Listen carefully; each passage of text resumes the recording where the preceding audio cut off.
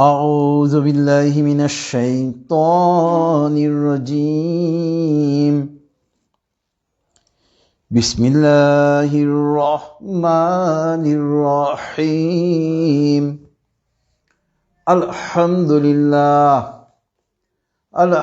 لله نستعينه ونستغفره ونعوذ بالله من شرور أنفسنا من يهد الله فلا مضل له ومن يضلله فلا هادي له ونشهد أن لا إله إلا الله وحده لا شريك له ونشهد أن محمدا عبده ورسوله أرسله بالحق بشيرا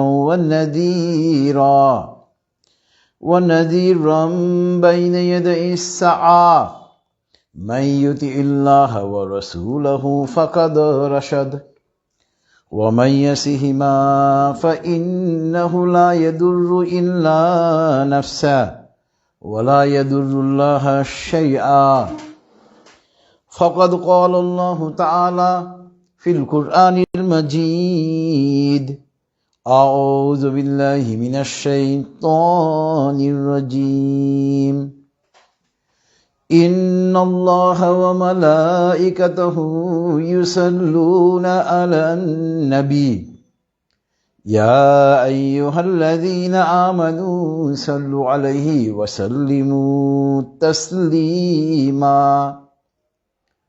اللهم صل على محمد وعلى آل محمد كما صليت على إبراهيم وعلى آل إبراهيم إنك حميد مجيد اللهم بارك على محمد وعلى آل محمد كما باركت على إبراهيم وعلى آل إبراهيم إنك حميد مجيد رب اشرح لي صدري ويسر لي أمري واحلل عقدة من لساني يفقه قولي ربي زدني علما سبحان الله وبحمده سبحان الله العظيم উপস্থিত সম্মানিত হাজিরান মজলিস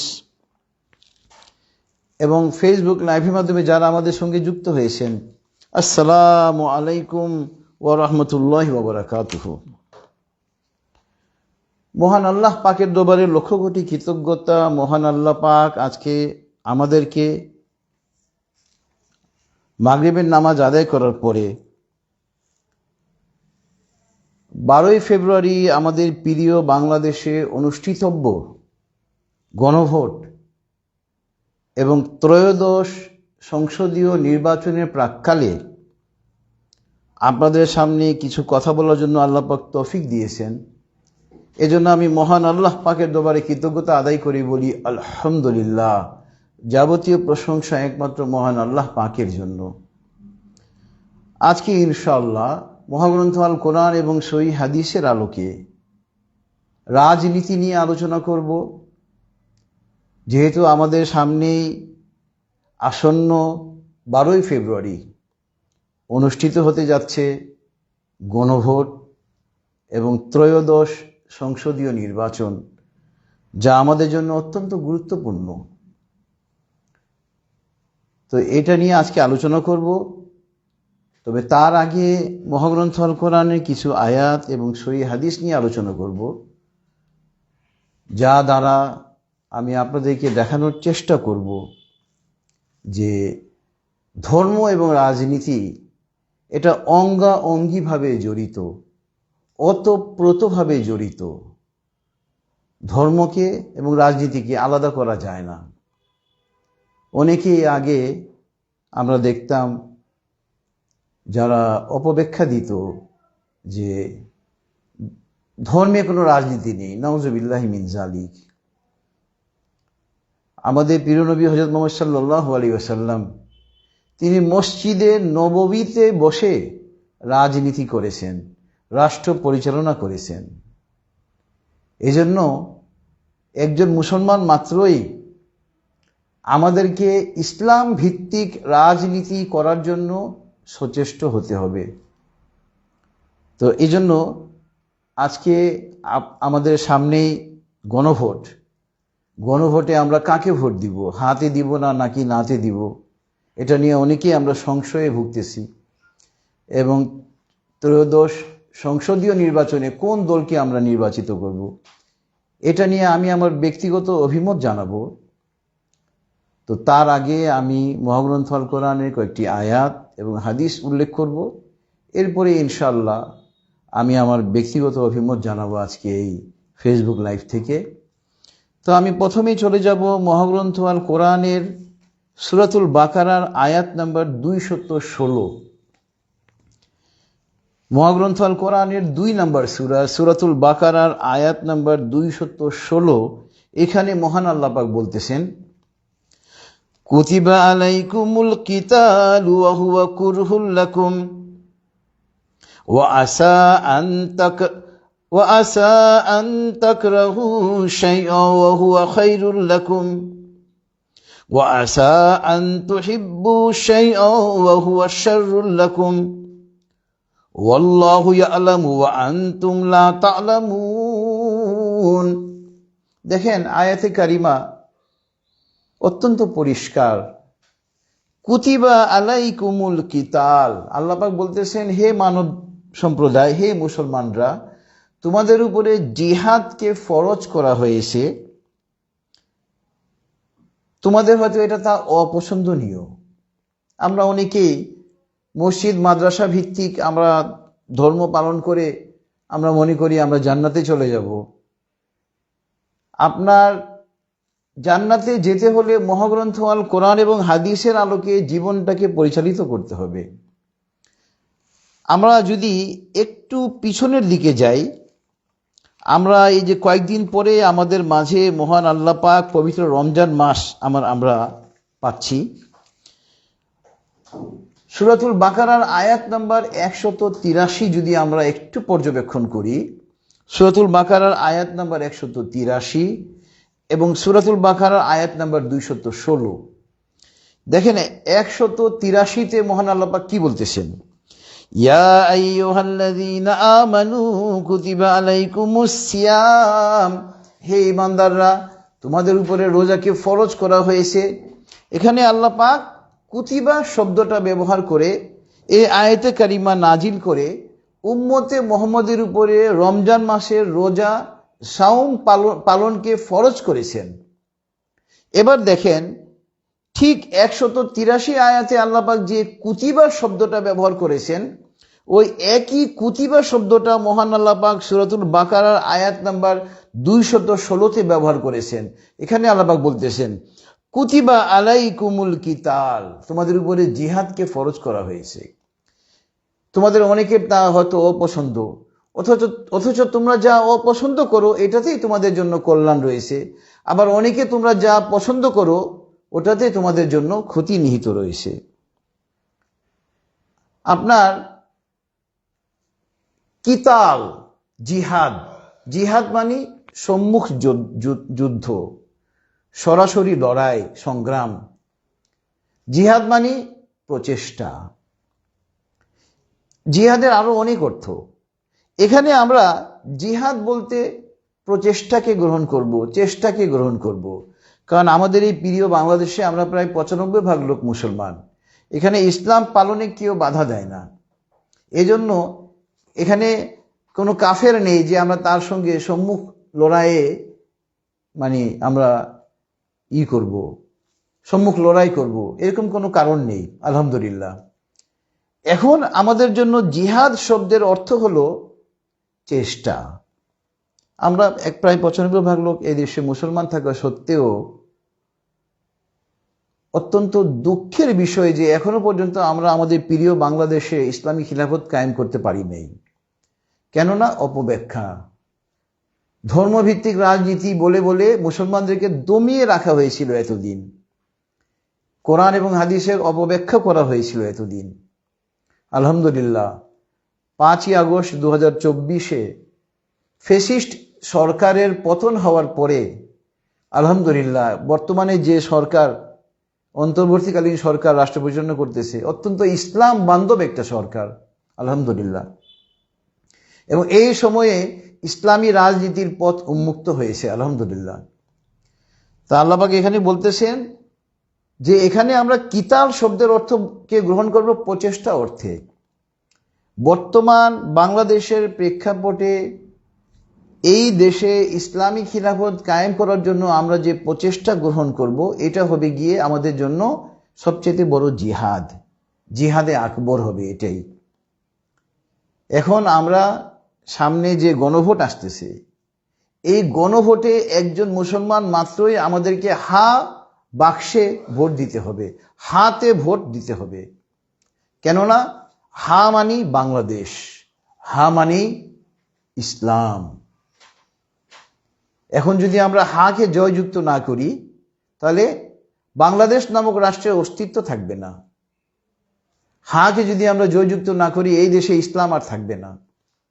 এই জন্য বাংলাদেশ নামক স্বাধীন রাষ্ট্রকে টিকিয়ে রাখার জন্য এবং এই দেশে ইসলামকে রাষ্ট্রীয়ভাবে প্রতিষ্ঠিত করার জন্য হাতে আমরা ভোট দিব। এটা আমাদের একজন মুসলমান মাত্র, এটা আমাদের জন্য ফরজে আইন। তো সুতরাং ইসলামী রাজনীতির কথা বললে আমাদের অনেকেরই অপছন্দ হতে পারে, যে তারা মনে করে ইসলাম মানে মসজিদ এবং মাদ্রাসায় আবদ্ধ। নাউজুবিল্লাহি মিন যালিক। মহাগ্রন্থ আল কোরআন এবং সহিহ হাদিস হলো আমাদের ব্যক্তি জীবন, পারিবারিক জীবন, সামাজিক জীবন তথা রাষ্ট্রীয় জীবনের চালিকা শক্তি। এই জন্য ইসলামকে এই দেশে কায়েম করার জন্য আমাদের প্রচেষ্টা গ্রহণ করতে হবে। এবং আলহামদুলিল্লাহ ইসলামী দলগুলো এখন একতাবদ্ধ হয়েছে আলহামদুলিল্লাহ। ডক্টর শফিকুর রহমানের নেতৃত্বে মোট 11টি দল একত্রিত হয়ে একটা ইসলামী জোট তারা একটা গঠন করে নির্বাচনে অংশগ্রহণ করতেছে। আমাদের প্রত্যেক মুসলমানের দায়িত্ব এবং কর্তব্য হলো ডক্টর শফিকুর রহমানের নেতৃত্বে গঠিত এই জোট কর্তৃক মনোনীত প্রার্থীকে আমরা ভোট দেওয়া। এই মনোনীত প্রার্থী দাড়িপাল্লা মার্কা হতে পারে, এই মনোনীত প্রার্থী রিক্সা মার্কা হতে পারে, এই মনোনীত প্রার্থী শাপলা কলি হতে পারে, এই মনোনীত প্রার্থী বই মার্কা হতে পারে। যে মার্কায় হোক, ইসলামী জোট কর্তৃক যদি সে মনোনীত হয়, আমাদের প্রত্যেকের ইমানি দায়িত্ব হলো একজন মুসলমান মাত্রই ইসলামী জোট কর্তৃক মনোনীত প্রার্থীকে ভোট দিয়ে জয়যুক্ত করা, যাতে করে তারা ক্ষমতায় অধিষ্ঠিত হয়ে এই দেশে ইসলামী খিলাফত কায়েম করতে পারে। এবং আমাদের অনেকেই সমালোচনা করে, আমিও শুনেছি এই সমালোচনা, যে বর্তমান যে গণতান্ত্রিক ধারায় নির্বাচন হচ্ছে এটা কি ইসলামে আসে? অনেকে এটা নিয়ে প্রশ্ন করেন, কটাক্ষ করেন। তাদেরকে উদ্দেশ্য করে বলতে চাই, বর্তমান যে গণতান্ত্রিক পদ্ধতিতে নির্বাচন হচ্ছে এটা আমাদের ইসলামে নেই, কথাটা সঠিক। কিন্তু এখন ইসলামী দল যদি ক্ষমতায় না যায়, তাহলে ইসলামী খিলাফত কায়েম করবে কিভাবে? আমরা যদি এবার ইসলামী জোট কর্তৃক মনোনীত প্রার্থীকে, ইসলামী জোটকে ভূমিধস বিজয় দান করি, ল্যান্ডস্লাইড ভিক্টরি দেই, তাহলে তারা ক্ষমতায় অধিষ্ঠিত হয়ে প্রয়োজনীয় সংবিধানে সংশোধন আনয়ন করে যেভাবে ইসলামী খিলাফত কায়েম করা যায় তারা সেই ব্যবস্থা করতে পারবেন। কিন্তু তাদেরকে যদি আমরা জয়ী না করি, ক্ষমতায় অধিষ্ঠিত না করি, তাহলে এই সংবিধান সংশোধন করবে কে? এই জন্য যারা এই কথা বলেন যে বর্তমান যে রাজনীতি এটা তো ইসলামে নেই, এই জন্য আপনারা হাত গুটিয়ে মসজিদে বসে সুবহানাল্লাহ পড়বেন আর জান্নাতে গাছ লাগাবেন, আপনারা জান্নাতে ওই গাছে তো ফল হবে কিন্তু ওই ফল আপনারা খেতে পারবেন না। আপনি ডাস্টবিনের ময়লা পরিষ্কার করার জন্য আপনাকে ময়লাতে নামতে হয়। আপনি ময়লার মধ্যে না নামলে ময়লা পরিষ্কার করা সম্ভব নয়। তো বর্তমানে যে আমাদের রাজনৈতিক অবস্থা, এই রাজনীতিতে অংশগ্রহণ করে ক্ষমতায় অধিষ্ঠিত হলে আমরা ইসলামী দলগুলো ইনশাল্লাহ প্রয়োজনীয় সংশোধনী এনে সত্যিকারের ইসলামী খিলাফত কায়েম করবে ইনশাল্লাহ। এই জন্য আমাদের প্রত্যেকের দায়িত্ব হলো একজন মুসলমান মাত্রই আগামী 12ই ফেব্রুয়ারি অনুষ্ঠিতব্য গণভোটে হাতে ভোট দেওয়া এবং ইসলামী জোট কর্তৃক মনোনীত প্রার্থীকে ভোট দিয়ে জয়যুক্ত করা। এটা আমাদের ইমানি দায়িত্ব, এটা আমাদের উপরে ফরজ। এরপরে আপনার আজকে তাফসিরের সঙ্গে প্রাসঙ্গিক আজকের এই আলোচনার সঙ্গে প্রাসঙ্গিক আয়াত হলো সূরা আলে ইমরানের আয়াত নাম্বার 103। সূরা আলে ইমরানের আয়াত নাম্বার 103-এ আল্লাহ পাক বলতেছেন, ওয়াতাসিমু বিহাবলিল্লাহি জামিআন ওয়া লা তাফাররাকু। সূরা আলে ইমরান আয়াত নাম্বার 103, আল্লাহ পাক বলতেছেন, হে মুসলমানরা, তোমরা আল্লাহর রজ্জুকে আঁকড়ে ধরো এবং তোমরা বিচ্ছিন্ন হইও না। আলহামদুলিল্লাহ। এবং আপনার তাফসিরে এসেছে আপনার যে আল্লাহর রজ্জু কি, এই আয়াতের তাফসিরে এসেছে, তাফসিরে ইবনে কাসিরে এই হাদিসখানা বর্ণিত হয়েছে। আন ইবনে মাসউদিন রাদিয়াল্লাহু আনহু قال رسول الله صلى الله عليه وسلم كتاب الله هو حبل الله الممدود من السماء إلى الأرض। এটা হলো ইবনে কাসির তাফসির গ্রন্থে হাদিসটা লিপিবদ্ধ করেছেন এই আয়াতের তাফসির করতে গিয়ে, যে কিতাব আল্লাহু হুয়া হাবলুল্লাহ আল মামদুদু মিনাস সামাই ইলাল আরদ। এখানে আল্লাহর রশি, আল্লাহর রজ্জু কি? আল্লাহ পাক বলতেছেন আমাদেরকে, তোমরা আমার রশিকে, আমার রজ্জুকে তোমরা আঁকড়ে ধরো। এবং এই হাদিসে এসছে আল্লাহর রজ্জু কি, আল্লাহর রশি কি? তাফসিরে এসেছে আল্লাহর রশি হলো আসমান থেকে এই মহাগ্রন্থ আল কোরআন। আল্লাহর রশি হলো মহাগ্রন্থ আল কোরআন। আল্লাহু আকবার। এবং এই আল্লাহর রশি আসমান থেকে নিয়ে জমিন পর্যন্ত বিস্তৃত। আল্লাহু আকবার। এটা আমাদের ইহকাল পরকালের মুক্তির সনদ হলো মহাগ্রন্থ আল কোরআন।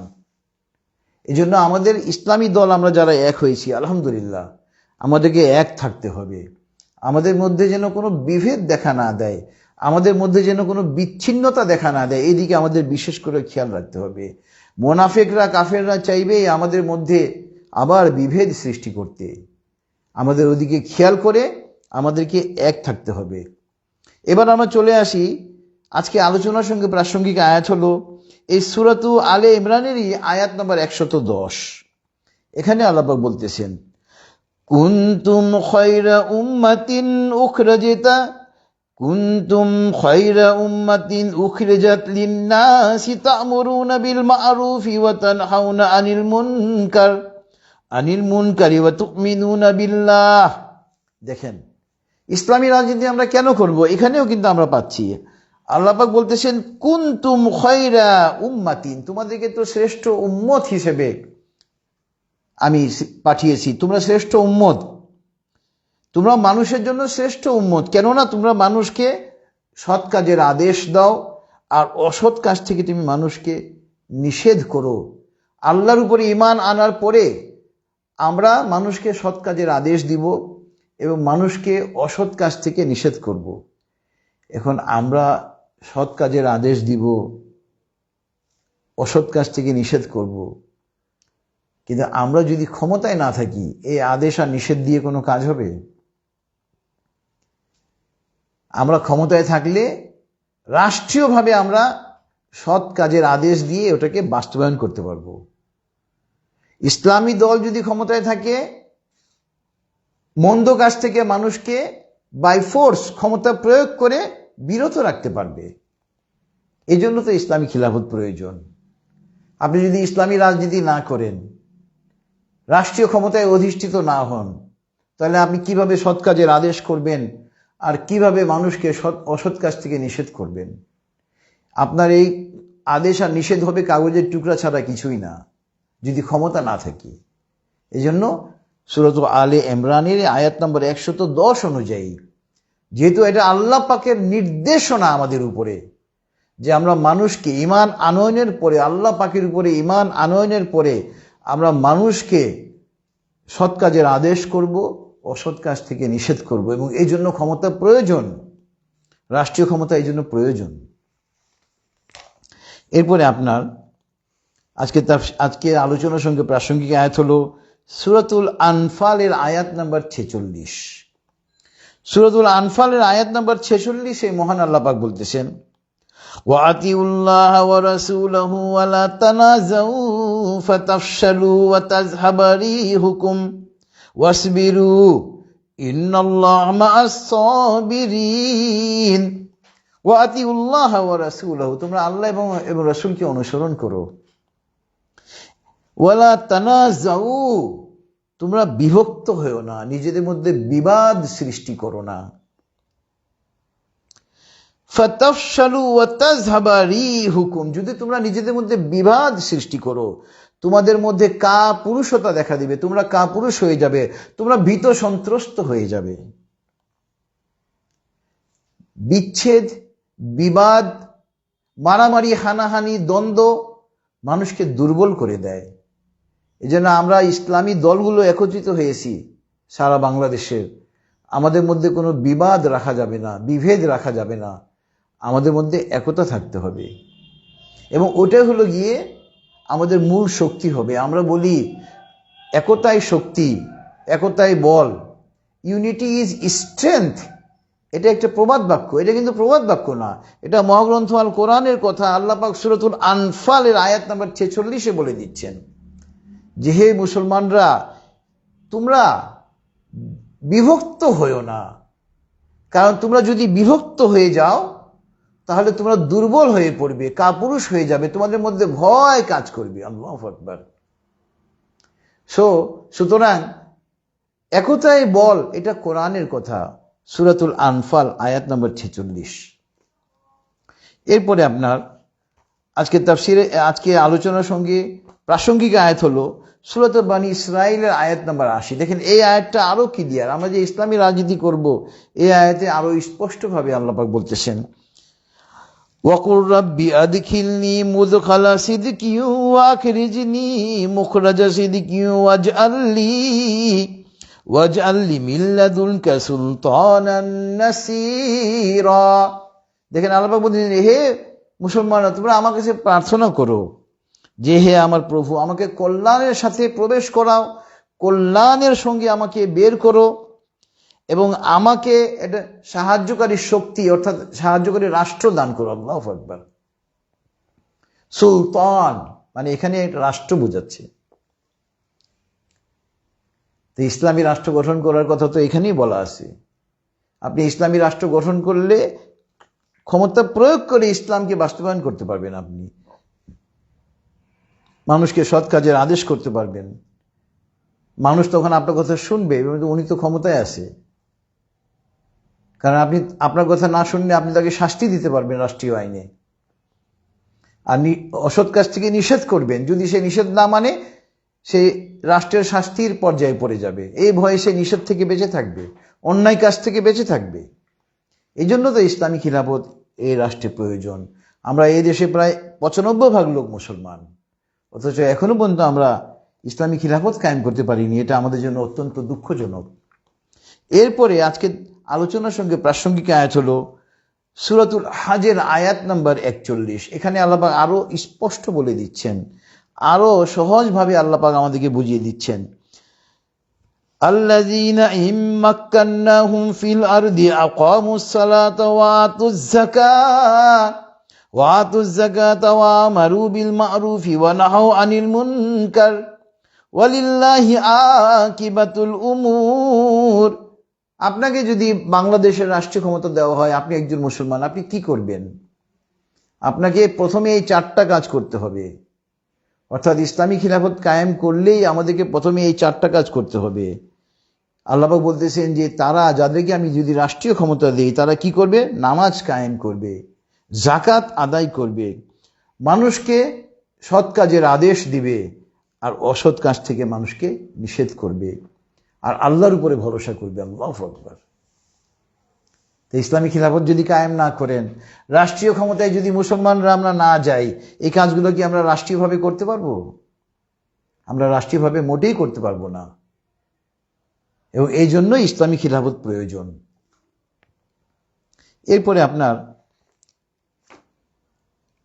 আজকে আলোচনার সঙ্গে আয়াত হলো সূরাতুল আহজাবের আয়াত নাম্বার 33, আয়াত নাম্বার 21, সূরা নাম্বার 33 আয়াত নাম্বার 21। এটা আরো ক্লিয়ার আয়াত। লাকাদ কানা লাকুম ফি রাসূলিল্লাহি উসওয়াতুন হাসানাতুন লিমান কানা ইয়ারজুল্লাহা ওয়াল ইয়াউমাল আখিরা ওয়া যাকারাল্লাহা কাসীরা। দেখেন, নিশ্চয় তোমাদের জন্য তোমাদের রাসূলের মধ্যে রয়েছে উত্তম আদর্শ, এবং উত্তম আদর্শ রয়েছে তাদের জন্য যারা আল্লাহকে বেশি বেশি স্মরণ করে এবং যারা আল্লাহ এবং পরকালের উপরে বিশ্বাস রাখে। এখন আমাদের জন্য উত্তম আদর্শ কি? আমাদের রাসূল। এখন আমাদের রাসূল কি করেছেন জীবনে? সারাটা জীবন ইসলাম কায়েমের জন্য যুদ্ধ করে গেছেন। আল্লাহু আকবার। মদিনা ইসলামী রাষ্ট্র কায়েম করে মসজিদে নববী থেকে বসে ইসলামী রাষ্ট্র পরিচালনা করেছেন। আল্লাহু আকবার। আর এখানে মানুষ বলে ইসলামের রাজনীতি নাই। নাউজুবিল্লাহি মিন যালিক। ইসলামের রাজনীতি নাই যদি কোনো মুসলমান বলে তার ঈমান নষ্ট হয়ে যাবে। অবশ্যই ইসলামে রাজনীতি আছে এবং আমাদেরকে রাজনীতি করতে হবে। আল্লাহর রাসূল সাল্লাল্লাহু আলাইহি ওয়াসাল্লাম যেভাবে রাজনীতি করেছেন ওইভাবে করার চেষ্টা করতে হবে। মসজিদে নববীতে বসে তিনি ইসলামী রাষ্ট্র পরিচালনা করেছেন। আল্লাহু আকবার। আর আমরা এতদিন জানতাম যে মসজিদে কোনো রাজনীতির কথা বলা যাবে না। নাউজুবিল্লাহি মিন যালিক। বহু ইমাম এবং খতিবের চাকরি চলে গিয়েছে রাজনীতি সম্পর্কে দুটো বা একটা বাক্য বলার কারণে। তো এটা ছিল সূরাতুল আহজাবের আয়াত নম্বর 21, আজকে আলোচনার সঙ্গে প্রাসঙ্গিক। এরপরে আপনার আজকে আলোচনার সঙ্গে প্রাসঙ্গিক আয়াত হলো আরেকটা, আপনার সূরাতুস সদের আয়াত নাম্বার 26। হযরত দাউদ আলাইহিস সালামকে আল্লাহ পাক নবুয়ত এবং রাজত্ব দুটোই দিয়েছিলেন।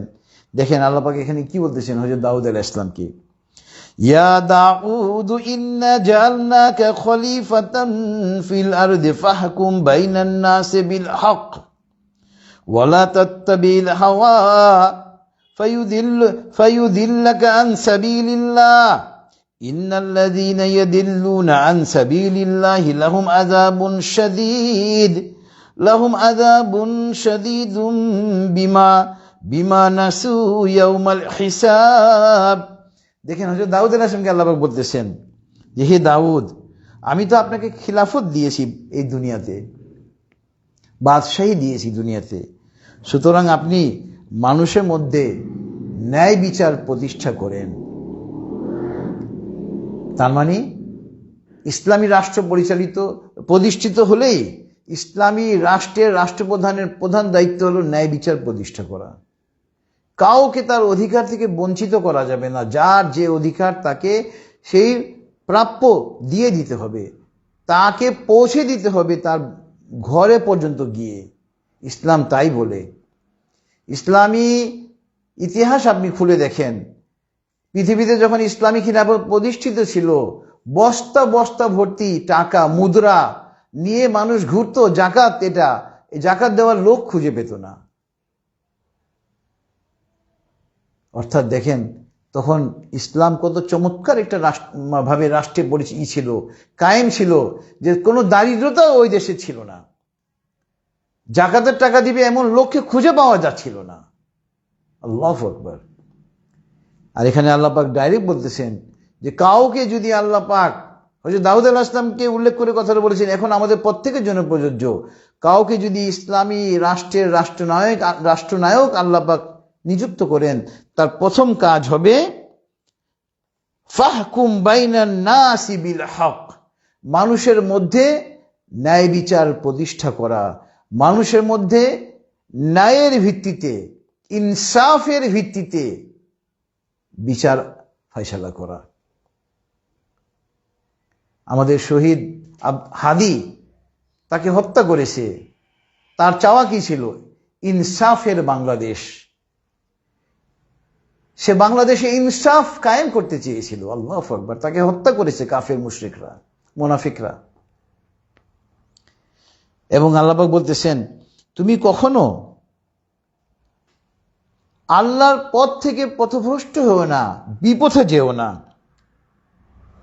যদি যাবে, অর্থাৎ কোন ইসলামী রাষ্ট্রের রাষ্ট্রনায়ক যদি ক্ষমতা প্রাপ্ত হয়ে তার দায়িত্ব এবং কর্তব্য ভুলে গিয়ে সঠিকভাবে ইসলামী রাষ্ট্র পরিচালনা না করে আল্লাহ পাক বলতেছেন লাহুম আযাবুন শাদীদ, তার জন্য কঠোর শাস্তি রয়েছে। কেননা সে পরকালের হিসাব নিকাশের দিনকে ভুলে গিয়েছে। তো সুতরাং ইসলামী রাষ্ট্র প্রতিষ্ঠা করা, রাষ্ট্রীয়ভাবে ইসলামকে কায়েম করা, এটা আপনার আমার প্রত্যেকের জন্য ফরজে আইন, এটা করতেই হবে। এখন চলে যাব আজকে আলোচনার সঙ্গে কয়েকটা হাদিসের উপরে, আপনার প্রাসঙ্গিক একটা হাদিসে। আন আবি হুরায়রা রাদিয়াল্লাহু আনহু আন্না রাসূলুল্লাহ সাল্লাল্লাহু আলাইহি ওয়াসাল্লাম ক্বাল ইযা কানা সালাসাতুন সাফারিন ফালিয়ুআম্মিরু আহাদাহুম, রাওয়াহু সহিহ আবু দাউদ। দেখেন, ইসলাম ঐক্যবদ্ধভাবে আমাদেরকে পরিচালিত হওয়ার জন্য নির্দেশ দেয়। হযরত আবু হুরায়রা যিনি হাদিস খানা বর্ণনা করেছেন, এবং নবী সাল্লাল্লাহু আলাইহি ওয়াসাল্লাম বলতেছে, তোমরা যদি কোথাও 3 জনও থাকো, সফরে 3 জন থাকো, একজনকে নেতা নির্বাচিত করো।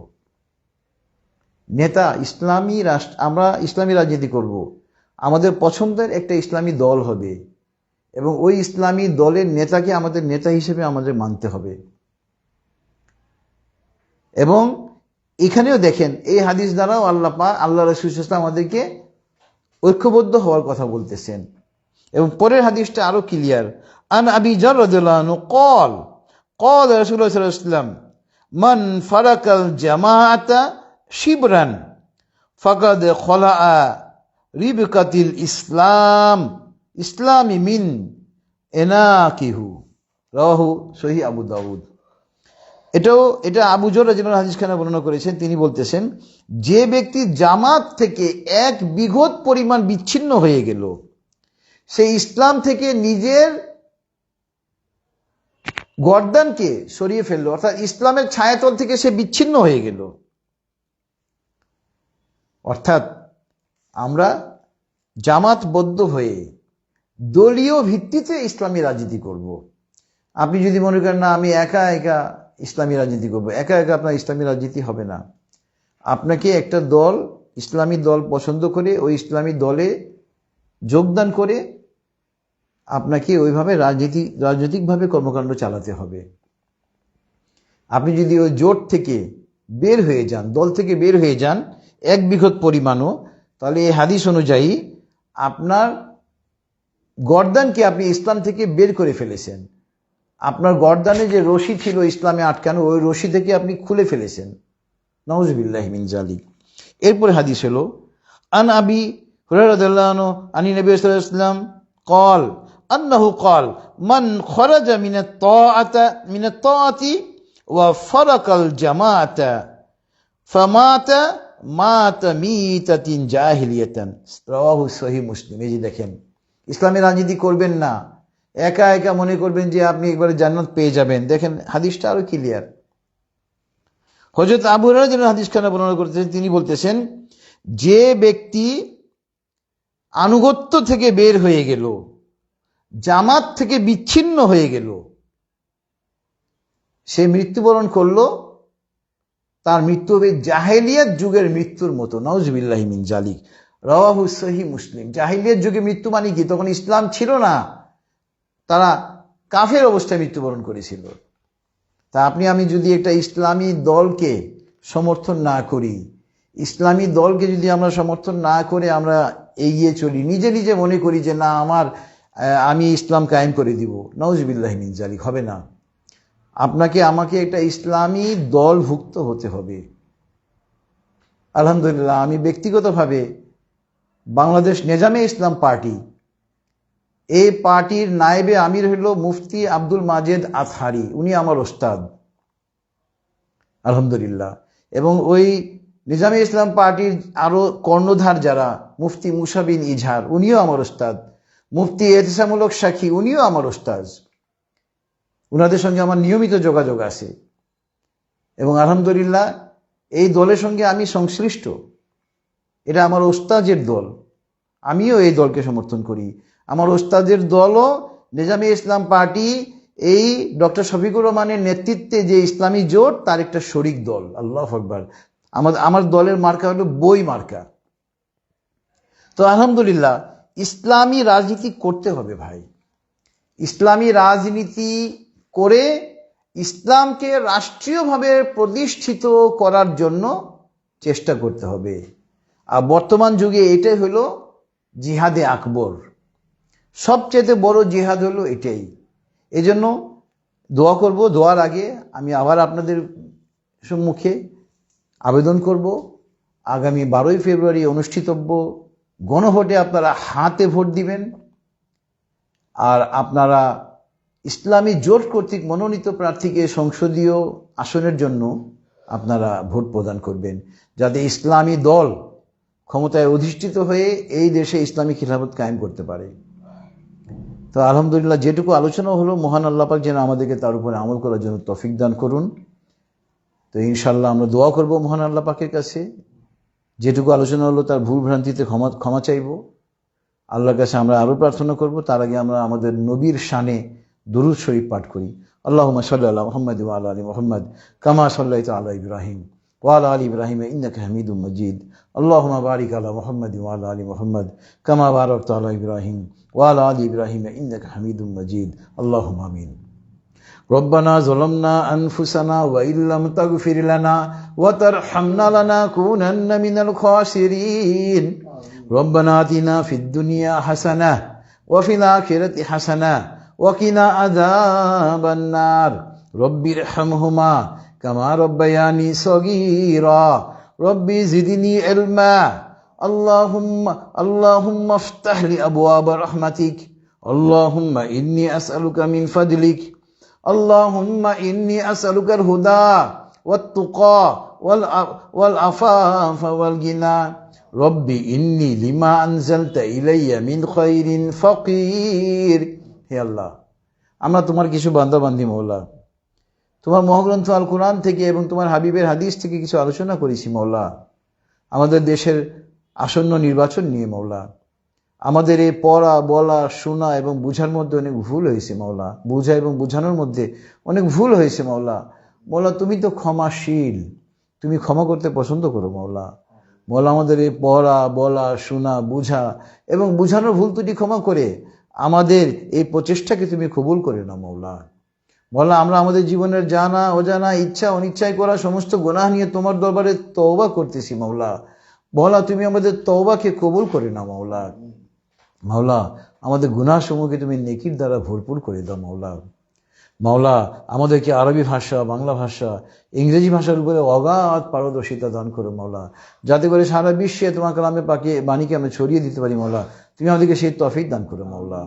মওলা, আমাদের এই প্রিয় বাংলাদেশে মওলা 12ই ফেব্রুয়ারি নির্বাচন অনুষ্ঠিত হতে যাচ্ছে মওলা। মওলা, এই নির্বাচনে তুমি হাকে জয়যুক্ত করো মওলা। ইসলামী দলকে তুমি নিরঙ্কুশ ভূমিধস বিজয় দান করো মওলা, যাতে করে ইসলামী দল ক্ষমতায় এসে এই দেশে ইসলামী খিলাফত কায়েম করতে পারে মওলা। মওলা, তুমি আমাদের এই দেশের মধ্য থেকে অভাব নামক বস্তুকে দূর করে দাও মওলা। মওলা, এই দেশের বেশিরভাগ লোক গরিব মওলা। মওলা, তাদের পরিবারের অভিভাবকরা সকালবেলা খালি হাতে রিজিকের তালাশে বের হয় মওলা। মওলা, তাদের পরিবারের অন্যান্য সদস্য তাদের দিকে চেয়ে থাকে মওলা। মওলা, এই দেশের কোনো লোক যেন কোনোদিন খালি হাতে ঘরে না ফিরে মওলা, তুমি সেই তৌফিক দান করো মওলা। আমাদের প্রত্যেককে প্রতিদিন পর্যাপ্ত পরিমাণে হালাল রিজিক নিয়ে ঘরে প্রবেশ করার তৌফিক দান করো মওলা। মওলা, তুমি তো অমুখাপেক্ষী মওলা, আমরা কেবল তোমার মুখাপেক্ষী মওলা। তুমি ছাড়া পৃথিবীর কোনো ব্যক্তির কাছে, কোনো সংস্থার কাছে আমাদের মুখাপেক্ষী করো না মওলা। আমাদের সকল নেক হাজত তুমি গায়বী সাহায্যে পূর্ণ করে দাও মওলা। মওলা, তুমি তো আমাদের প্রত্যেকের মনের খবর জানো মওলা, আমাদের প্রত্যেকের মনের নেক উদ্দেশ্যকে পূর্ণ করে দাও মওলা। মওলা, আমাদের মধ্যে যাদের মাতা পিতা, নানা নানি, দাদা দাদি, আত্মীয় স্বজন, শ্বশুর শাশুড়ি, খালা খালু, মামা মামি, চাচা চাচি, ফুপা ফুপু, যত আত্মীয় স্বজন মৃত্যুবরণ করেছেন মওলা, তাদের সকলকে তুমি ক্ষমা করে দাও মওলা। তাদের সকলের কবর আযাব তুমি কিয়ামত পর্যন্ত মাফ করে দাও মওলা। তাদের জন্য তুমি বিনা হিসেবে জান্নাতুল ফেরদাউসের ফয়সালা করে দাও মওলা। মওলা, আমরা যারা হাত তুলেছি মওলা, আমরা হিসাব দিতে পারবো না মওলা। আমাদের ব্যাপারে বিনা হিসাবে জান্নাতের ফয়সালা না হওয়া পর্যন্ত আমাদেরকে দুনিয়া থেকে নিও না মওলা। মওলা, তুমি আমাদের প্রত্যেকের মনে নেক উদ্দেশ্যকে পূর্ণ করে দাও মওলা। মওলা মহাগ্রন্থ আল কোরআনের উসিলায় মওলা আমাদের দোয়াকে কবুল করে না মওলা। ওয়া সাল্লাল্লাহু তাআলা আলা খাইরি খালকিহি মুহাম্মাদি ওয়া আলা আলিহি ওয়া আসহাবিহি আজমাইন। সুবহানা রাব্বিকা রাব্বিল ইজ্জাতি আম্মা ইয়াসিফুন ওয়া সালামুন আলাল মুরসালিন ওয়ালহামদুলিল্লাহি রাব্বিল আলামিন। আসসালামু আলাইকুম ওয়া রাহমাতুল্লাহ।